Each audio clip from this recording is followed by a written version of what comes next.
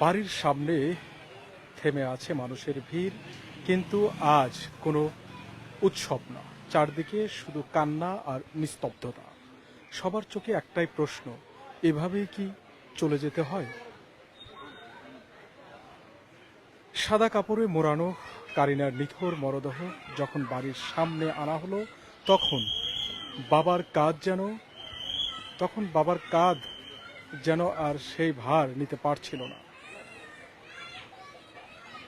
আমরা দেখছি কারিনার বন্ধু বান্ধব আত্মীয় স্বজন, তারা কিন্তু কারিনার সেই কফিনে মোড়ানো লাশ যখন অ্যাম্বুলেন্সে করে আনা হলো, এই অ্যাম্বুলেন্সের সামনে কিন্তু সবাই তাকে এক নজর শেষ দেখার জন্য এসেছেন। দর্শক, এই মুহূর্তে আমরা বনানীর সেই কারিনার যে বাড়ি, সেই বাসভবনের সামনে থেকে আমরা আপনাদেরকে লাইভে সংযুক্ত করেছি। দর্শক, আর একটু পরেই কিন্তু কারিনার প্রথম জানাজা এই মাঠে হবে। মাঠও কিন্তু প্রস্তুত করা হয়েছে। আমরা দেখছি এই মাঠেই কিন্তু বাদ মাগরিব, অর্থাৎ আর অল্প সময়ের পরই কিন্তু কারিনাকে এই মাঠে তার প্রথম জানাজা অনুষ্ঠিত হবে। আমরা দেখছি যে আত্মীয় স্বজন, বন্ধু বান্ধব সবাই কিন্তু কারিনাকে শেষবারের মতো দেখার জন্য এসেছেন। দর্শক, সন্তানের লাশ কাঁধে নেওয়ার মতো কঠিন মুহূর্ত পৃথিবীতে আর নেই।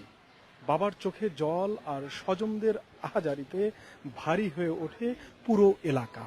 আমরা দেখছি মানুষ নিস্তব্ধ হয়ে গেছে কারিনার এই নিথর মরদেহ দেখে। শেষবারের মতো এক নজর দেখতে ছুটে আসেন আত্মীয় স্বজন, বন্ধু বান্ধব আর প্রতিবেশীরা। আর একটু পরেই এই কারিনাকে চির বিদায় জানাবে তার মহল্লাবাসী, এলাকাবাসী, বন্ধু বান্ধব, আত্মীয় স্বজন। কারিনার বাড়ির আঙ্গিনায় আজ শুধু নীরব কান্নার শব্দ আর অসহায় এক বাবার দীর্ঘশ্বাস।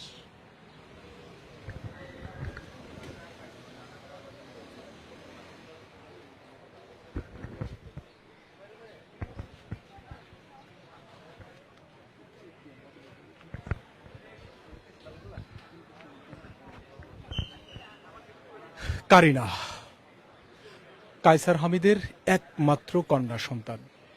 তার দুই সন্তান, দুই ছেলে সন্তান আর এক মেয়ে।